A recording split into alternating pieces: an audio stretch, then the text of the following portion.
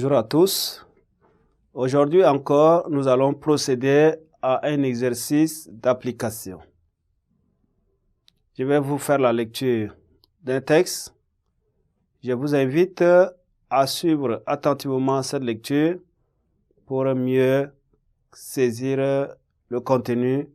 Et prochainement, quand nous allons revenir, vous allez voir comment nous allons organiser notre résumé ou l'analyse.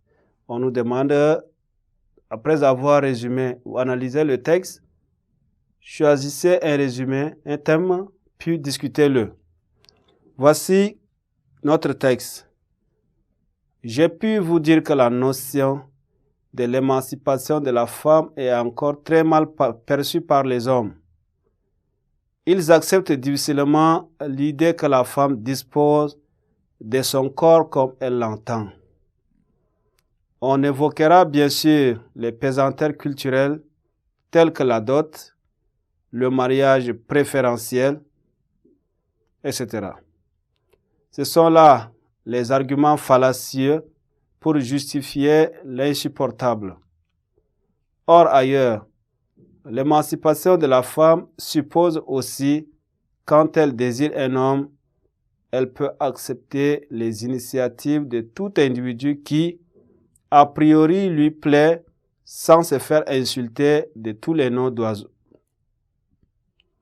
Disposer de son corps suppose aussi l'idée que la femme peut faire appel à la technique contraceptive ou à l'interruption volontaire de grossesse, IVG, pour une grossesse qu'elle ne désire pas sans être terrorisée par un état profondément nataliste ou brûlée à la manière de Jeanne d'Arc par une cohorte de Ku Klux Klan, religieux ou fanatisés.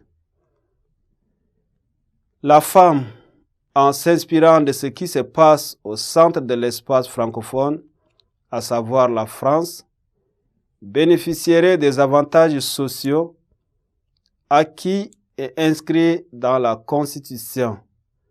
Exemple, lit bourgeois dans le port des noms, délai légal dans les IVG apporté à 3 semaines, interdiction de toute discrimination sexuelle dans le recrutement professionnel. La francophonie aide également à changer le regard que l'on porte sur la femme. Voyez-vous, dans certains pays où les activités, notamment sportives, demeurent l'apanage exclusif de l'homme, il est interdit à la femme de sauter, d'aller à vélo, de porter des pantalons, alors que dans l'interculturalité, on aperçoit que la francophonie aide à modifier les regards des hommes et à décomplexer la femme quand elle voit ses homologues jouer au foot, faire du basket. Avec la francophonie, il n'y a plus de métiers réservés. Malheureusement, militaires et flics. Un texte tiré de Audi Magazine, édition spéciale francophonie. Voilà, c'est ça votre texte. Nous reviendrons prochainement pour la correction. Sur ce, je vous dis au revoir.